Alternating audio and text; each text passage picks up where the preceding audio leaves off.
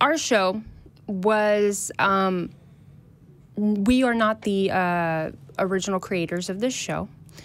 This show was originally created by Dr. Darrel Ray, and we actually have him on the line.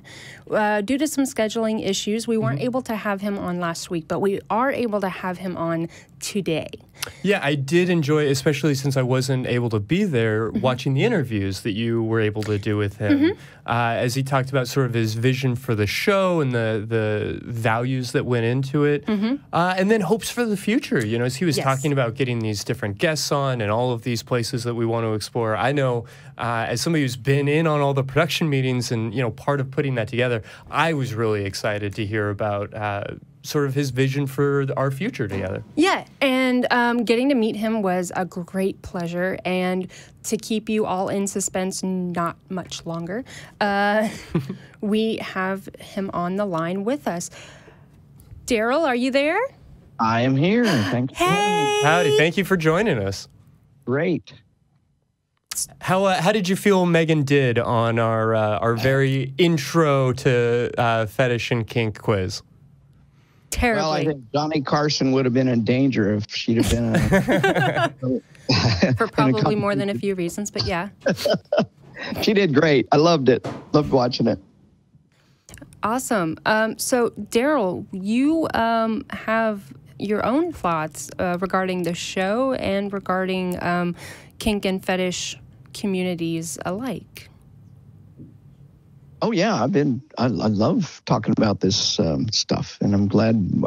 Boy, I'm glad, Megan, you were the one that got the quiz and not me. Oh, if only it could have not been me.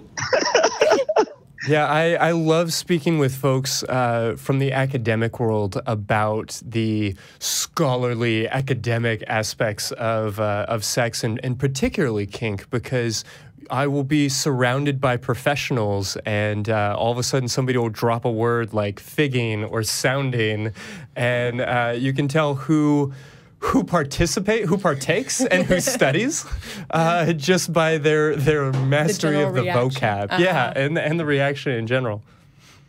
By way back when I was first getting started as a counselor, doing my early studying and an internship, by one of my very first clients had a fetish around figging, and I was fucking shocked. I was a good Christian boy. What are you doing that for?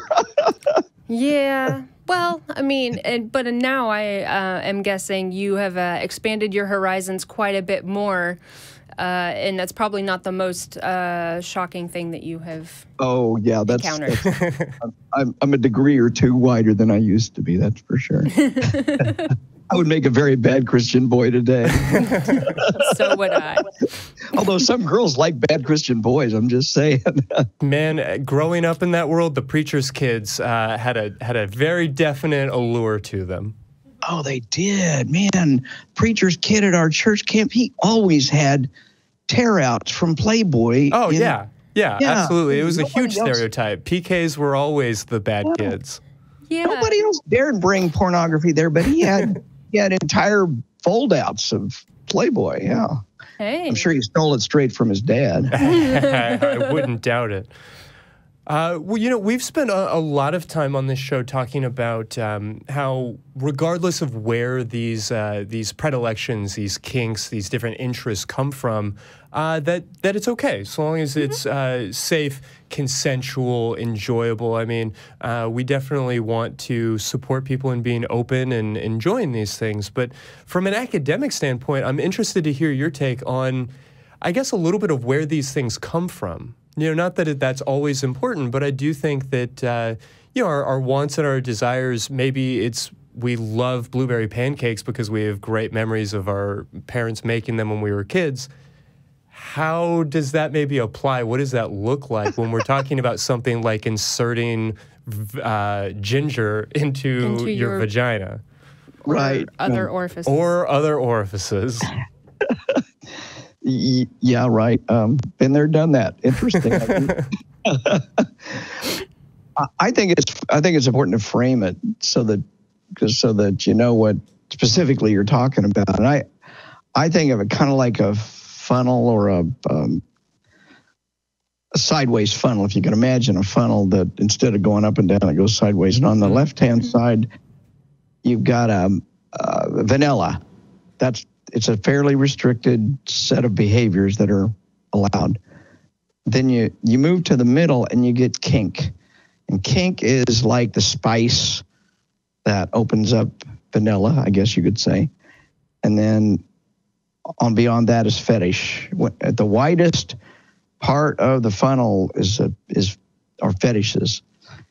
So if you think about that in that conceptual framework, it helps you know what you're talking about. And it's a continuum. It's not a hard and fast cutoff point anywhere. So you don't separate kink and fetish out in these sort of discrete boxes. You see them as existing on a spectrum? I really do, and I think they do overlap. Sometimes it's really hard to tell if somebody's got a kink or a fetish. Mm-hmm. Other times it's obvious they've got a fetish. And other times they just have a kink because they only want to do it once a year. Mm-hmm. Well, you got a fetish, you're going to want to do it almost every time. Whereas a kink, let's try tying up tonight and then tomorrow we'll do some spanking. But the fetishes can't even be compulsive. Fetishes can be really important. An author I read one time said, kink is the spice and fetish is the meat. Okay. It's kind of and that doesn't really answer your question, Christy, of where they come from, but it does frame it. Because I think most people have got a kink. It may be mild, and I'm not saying everybody does, but I would guess 90% of the people, male and female, have got some kind of kink. Now, they could be so minor as to be almost unrecognizable to some people. Mm-hmm. But a fetish, though, is so powerful in the mind of the person that they almost have to have it to orgasm, or almost have to have it, or some representation of it, either in reality or in fantasy, to actually come to orgasm or to enjoy themselves. Mm-hmm. And I've just had so many different clients, and I've interviewed lots and lots of people over the years, and I found that there's a lot of fetishes among men, and there's a lot of fetishes among women. I think men are more fetishizing than women are, in my observation. I think there's some science behind that. There are a lot of really interesting theories. It definitely seems to be sort of anecdotal, that's the nature of it, that the hardcore fetishists, the folks that maybe rely or are in some way dependent on a particular stimulus in order to orgasm or to enjoy their sexuality, are almost exclusively men. And there's some interesting ideas as to why that get into philosophy and evolutionary psychology, which is kind of the alchemy of the psychology world, not without value, but definitely reaching in some instances. Right. But yeah, I didn't mean to derail that. I guess what I wanted to clarify is, for you, the sort of the cutoff maybe between a fetish and a kink, even if we're not putting them in discrete packages, is whether or not it's necessary for all or most of your sexual expression. Does that seem right? It comes close, yeah. Mm-hmm. I think somebody who, I see it as behavioral flexibility, and people who are highly fetishized are really restricted in their behavioral flexibility. Mm-hmm. Does that make sense? It does to me. Yeah. Yeah, I definitely think that I follow, and that seems to line up, I think. With your personal experience? Right. Yeah, with just everything that you hear and see, and just the way that people talk about these things. Mm-hmm. And we call it FetLife, and we talk about the fetish world, but I feel like that term fetish is almost, I don't want to say passé by any means, because it's still in very common use, but I feel like most people that get into the lifestyle, that talk about BDSM, are really talking about more of a kink orientation than anything else for the majority of the time. Mm. Yeah, I think people overuse the word fetish. Mm-hmm. And they think, well, I like to have my butt spanked once a month. That's not a fetish. That's a kink. Mm-hmm. Okay. If somebody likes pain, if they have to have pain, no matter what, during sex, then that may be a fetish or something like that. Yeah, well, and I don't want to get too into the weeds, but how would you separate out a kink or a fetish versus a paraphilia or a disorder? At what point does it become problematic? Yeah, I think that's why use the term behavioral flexibility, because a fetish, if something becomes compulsive, then it restricts the person in their sexual expression in some ways. And it can be very frustrating to them. It can be just as frustrating to their partner. And it actually takes a person and maybe even a couple down a dead-end road. So at that point in time, it becomes a problem. Now, whether you want to call it a paraphilia or not, I wouldn't go there. I would just say, if it's causing a problem, then you need to look at it. And the problem is behavioral flexibility. If you can't open yourself up to options and opportunities, and you're restricted to one or two. And I do know that. I see it a lot in clients and people I interview. They're stuck and they can't get out. And they actually need some help because they're probably not going to get out on their own, and it's very frustrating to them. I would imagine so. Yeah, what sorts of things help to, I guess, increase flexibility? Or is that even the goal of therapy or other forms of treatment?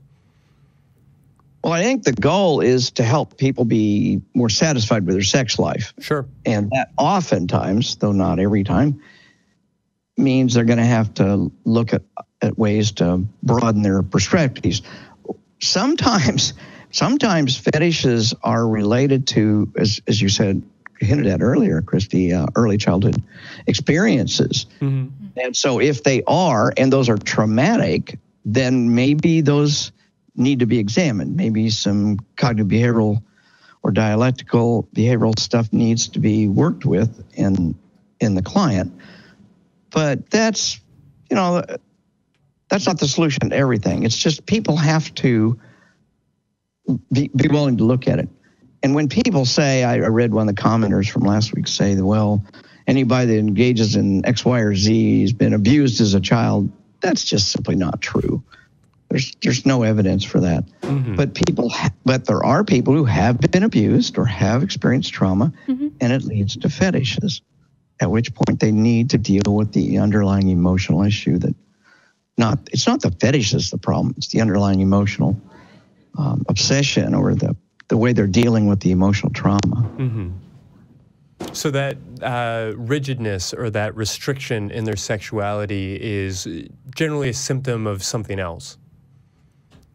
Yeah, generally. It's hard to say, and I'm not an expert on somebody I've never talked to. Sure. And even if I have, I'm not the expert on them personally. So you have to be careful making too big of assumptions. But going back to what the question you said earlier, there are times, especially that we think, that's why males seem to be more fetishizing than females, that there are times in both in the fetus and in late childhood and early adolescence, 3 different times when there's massive amounts of testosterone being injected into a system, as a person. And at those times, especially in that pre-adolescent, late childhood time, children are looking around. Their brains are actually asking the question, in an evolutionary sense, what is attractive in my culture? Because eventually they're going to have to mate in that culture. To be generic is to not be successful at mating. So humans' brains are programmed not to look for a specific red-tailed feathers, as maybe some birds would do, but to look for what everybody else seems to be attractive and then lock in on that. And that's even before adolescence. Well, things can happen during that time. What if you see something or you experience something? Maybe your dad spanks you really bad when you're 8 years old and it gets you turned on. That can then become a fetish. And it's not even, it's just the way the human brain is working. That's the time they're looking for sexual signals, if you will. That's one of the key theories of why fetishes come about. It's not to say women don't have them. I've met many women who say, I can't orgasm unless I'm fantasizing a very specific way. Or I know I've had a number of women say, I would never want to be tied up, but I love the idea, and I can come just by thinking about being tied up. Of course, I've known women who like to be tied up and come, so it can go either way. So I was curious. You say it seems to be more prevalent in the male, or what we would call male gender. But you say that's just for fetish. Do you find that kink tends to be equally distributed across the genders? I've really never seen any research on that. My own experience would say, yeah, it's pretty evenly distributed. What do you think, Christy? Yeah, I can't think of a single book or really anything I've read that answers that question, but I would suggest that women are perhaps somewhat more kinky, just from what I've seen, and that could be the type of women I'm attracting. But in any case, I mean, there are a lot of really interesting studies on like sexual plasticity and women's ability to potentially be more open and less narrow and rigid in their expression of sexuality, and more that's flexible. Yeah, and that's perhaps one of the reasons that we see more women identifying as bisexual than men. That can be and the sticky. social stigma. Yeah, because there might be a lot of reasons why bisexual men don't necessarily see themselves or express that to other people. So there are really interesting studies. One that I don't want to get too deep into, but that I found fascinating was surrounding. There have been a number of different studies actually that have taken baby goats and baby sheeps and separated them out from their species of origin. So taking a baby goat and raising it among sheep, and then after puberty and after reaching adulthood, bringing that baby goat who is raised by sheep back into a goat collective to see how it responds sexually to other goats, having been habitualized to being around sheep. And in some cases, they're able to biologically recognize, I'm a goat, I like goats, let's have some goat sex. Right. And in other instances, depending on the age of separation and different experimental aspects of it, that hasn't been the case. And in female goats, which are very different from human women, I should emphasize, very clear, tend to have a greater amount of flexibility in becoming open sexually to both sheep and to goats. Regardless of, so I'm very dramatically oversimplifying that particular research, but I do think that there's reason to believe that oftentimes women are more prone to be flexible about their sexuality, and I think we see that in the kink community in particular. There is a book to follow on what you just said, Christy. There's a book I read several years ago called Sexual Fluidity, and it does only focus on women over a long period of time. And the author, can't remember the woman's name, comes to the same conclusion that women are, I think she comes up with a number, five times more sexually fluid. There's 5 times more women who claim to be bisexual than there are men. So there's some of that. I don't know if that can be absolutely quantified, but I remember that from her book. Well, Darrel, this conversation, it's fascinating, but, we're coming up on the time when we normally take calls. How do you feel about taking calls? Well, bring it on. All righty. Let's do it.